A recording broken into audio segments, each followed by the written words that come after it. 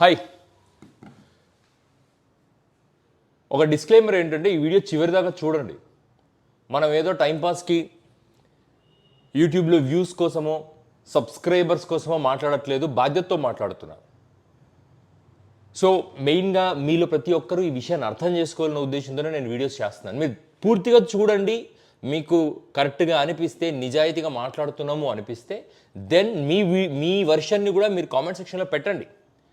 బాధ్యతగా మనమందరం మలుచుకుంటేనే మన జీవితాలను మన గమ్యం మనం అనేది త్వరగా చేరుతాం. బాధ్యత ప్రతి ఒక్కరికి ఉండాలి.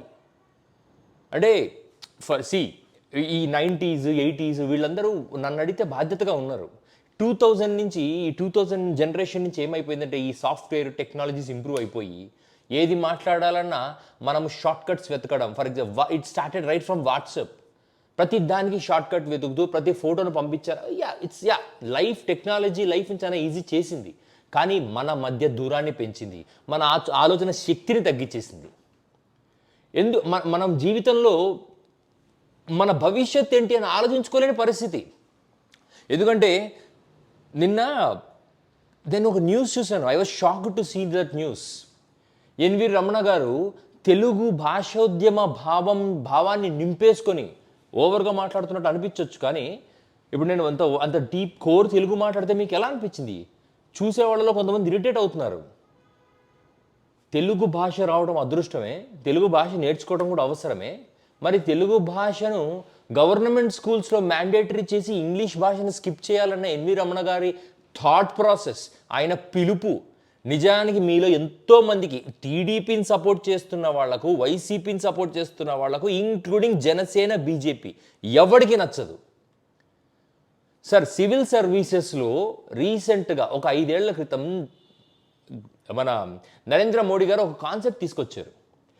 ఎవరైతే సివిల్స్ రాసి ఐఏఎస్లు ఐపీఎస్లు అవుతున్నారో వాళ్ళు కాకుండా పెద్ద పెద్ద మేనేజ్మెంట్ కంపెనీస్ నుంచి, మేనేజ్మెంట్ చదివిన ఐఐఎంస్ ఐఐటీస్ నుంచి వచ్చిన పెద్ద పెద్ద ఎగ్జిక్యూటివ్స్, అట్లాంటి వాళ్ళని కూడా మన ఇండియన్ సివిల్ సర్వీస్ సిస్టంలోకి తీసుకోవాలి.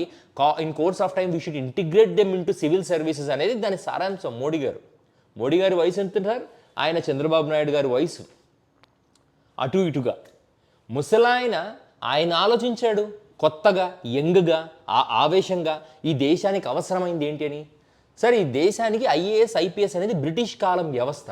అటువంటి వ్యవస్థలోనే ఐఐటీల నుంచి, ఐఐఎంల నుంచి, మేనేజ్మెంట్ గురించి, టాప్ మేనేజ్మెంట్ స్ట్రాటా నుంచి తీసుకొచ్చి ఇన్వాల్వ్ చేయాలి.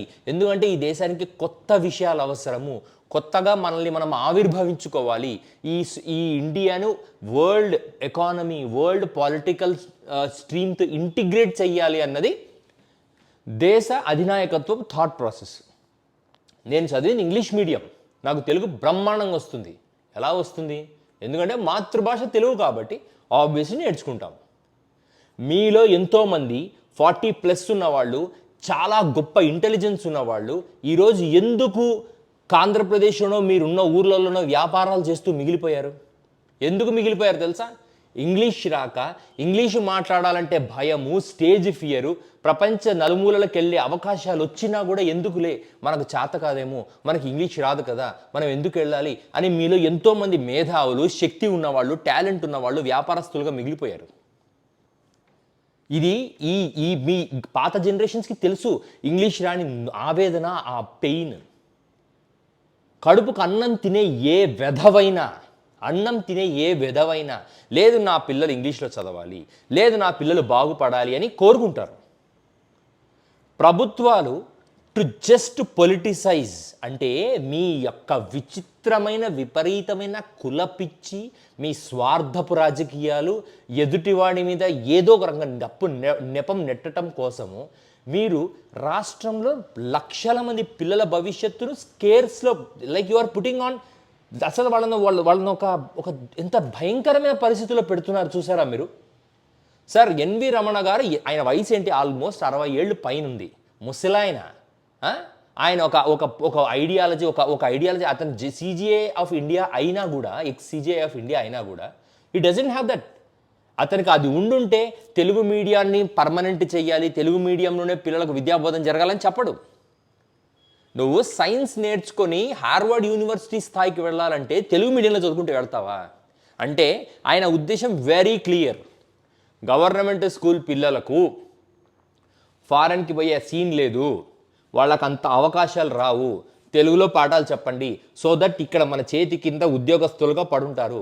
మన పిల్లలు పెద్ద పెద్ద విశ్వవిద్యాలయాల్లో ఇంగ్లీష్ మీడియంలో చదువుకొని వాళ్ళు దేశ విదేశాల్లో పనిచేస్తే వీళ్ళు గవర్నమెంట్ స్కూల్ పిల్లకాయలు ఇక్కడనే చదువుకొని తెలుగు మీడియంలో చదువుకొని అవకాశాలు రాక ఆంధ్రప్రదేశ్లోనో లేదా మీ ఊర్లోనో లేదా నా ఊర్లోనో పనులు చేసుకుంటూ గుమాస్తాలుగా మిగిలిపోతారు. మహా అంటే ఒక మేనేజర్గా మిగిలిపోతాడు. చిన్నప్పటి నుంచి 10th క్లాస్ వరకు తెలుగు మీడియం చదివినవాడు 10th తర్వాత ఇంగ్లీష్ మీడియంలోకి స్కిప్ అయ్యి వాడి చదువు కంటిన్యూ చేయగలడా? చదువు కంటిన్యూ చెయ్యాలని అనుకున్నా ఒక లెవెల్ తర్వాత వాడికి స్ట్రెస్ అవుట్ అయిపోతాడు. ఆ తర్వాత వాడికి మార్కులు రాక మానసికంగా కృంగిపోతూ ఉంటే తల్లిదండ్రులు నీకు చదువు రాదని ఏడిపించి చుట్టుపక్కల వాళ్ళు అవమానించి, ఎందుకంటే మనం బేసికలీ మన కోసం బతకం, మన చుట్టూ ఉన్న జఫాల కోసం బతుకుతూ ఉంటాం. నా కొడుకులు మనల్ని ఏదో ఒకటి అంటే ఆ బాధ భరించలేక మనము చదువు ఆపేసి 25 ఏళ్లకో 27 ఏళ్లకో దొరికిన ఒక 10th మనలాగే అదే వాడిలాగే తెలుగు మీడియంలో చదివిన ఒక అమ్మాయిని పెళ్లి చేసుకొని ఇంట్లో కూర్చున్న అమ్మాయిని, ఆ అమ్మాయిని పోషించడానికి లోకల్లో ఉండే హీరో హోండా షోరూంలోనో సుజుకి షోరూంలోనో సేల్స్ రిప్రజెంటేటివ్గానో మేనేజర్గానో చెడి వాడు నరకం అనుభవిస్తుంటే ఆ హోండా షోరూమ్ ఓనర్గా నేను లేదా చదువుకున్న వీడి కొడుకులు ఇట్లాంటి వాళ్ళ కొడుకులందరూ యూఎస్లో యూకేలో డబ్బులు సంపాదించుకొని తీసుకొచ్చి అట్లాంటి పెద్ద పెద్ద డీలర్షిప్లు పెడితే దాంట్లో ఇట్లాంటి వాళ్ళు చదువుకోవాలి, పని చెయ్యాలి. ఇది వీళ్ళ మైండ్ సెట్. ఇదే కాదా మీలో ఎంతోమంది జీవితాలు నేను చూశాను. నా ఇళ్ళల్లో ఉన్నారు, మీ ఇళ్ళల్లో ఉన్నారు. మన పిల్లలు చదువుకోవాలి, తక్కువ ధరలో చదువుకోవాలి. మన దగ్గర నుంచి లక్షలు ట్యాక్సులు తీసుకుంటున్నారు. ఆ ట్యాక్సులన్నీ ఎక్కడికి పోతున్నాయి? రోడ్లకు పోతున్నాయి. మళ్ళీ రోడ్లకు టోల్ కడుతున్నాం. సోషల్ వెల్ఫేర్కి పోతున్నాయి. సోషల్ వెల్ఫేర్కి పోతే సోషల్ వెల్ఫేర్కి ప్రభుత్వాలు డబ్బులు నాశనం చేస్తున్నాయని గవర్నమెంట్ని దించుతున్నారు. మీరు వెల్ఫేర్ చేయట్లేదు. సోషల్ వెల్ఫేర్లో స్కూల్సు వైద్యశాలలు కూడా ఒక భాగం.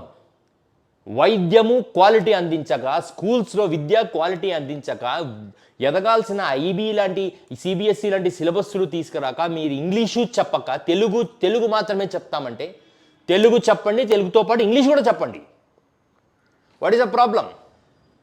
తెలుగు వస్తే తెలుగును మేము ఎలా వాడతాం? నిన్న సిఐ గారు ఒక కార్యకర్తను, వైసీపీ కార్యకర్తను ఫోన్ చేసి ఆ ఆడియో సర్క్యులేట్ అవుతుంది, మీరు చూడండి. తెలుగును ఆయన అందుకు వాడాడు. ఆయనే చిన్నప్పటి నుంచి ప్రాపర్ ఇంగ్లీష్ మీడియంలో చదువుకొని ఉంటే సంస్కారం నేర్చుకుంటే అలా మాట్లాడాడు. పోలీసులు అంటే అలా మాట్లాడాలి అని రాజ్యాంగం రాసి పెట్టుందా? ఎందుకు మాట్లాడుతున్నాం తెలుసా?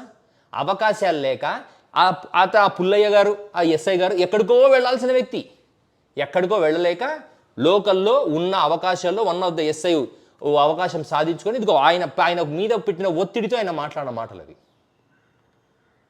ఎవరిని తప్పు పట్టలేదు.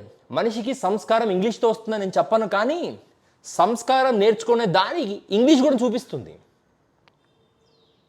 సో ప్రభుత్వాలకు ఈ కుహనా మేధావులు సిజేఐ కానీ కరెంట్ సిజేఐ కానీ ఎవరైతే మానవాళికి చెడు చేస్తున్నారో, ఎవరైతే మనుషులకు తప్పుదారి చూపిస్తున్నారో సరిచేసే బాధ్యత మీలో మాలో అందరికీ ఉంది.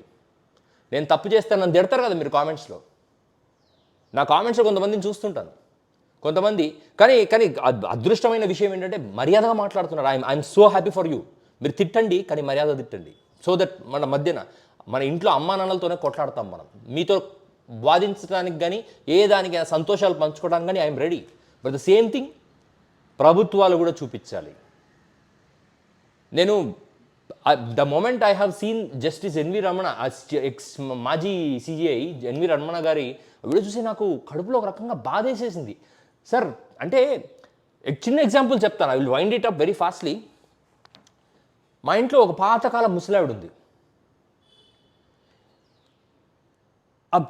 ప్రతి ఒక్కరిలో కులము వాళ్ళ యొక్క నెగిటివిటీ వెతుకుతూ ఉంటుంది ఆవిడ.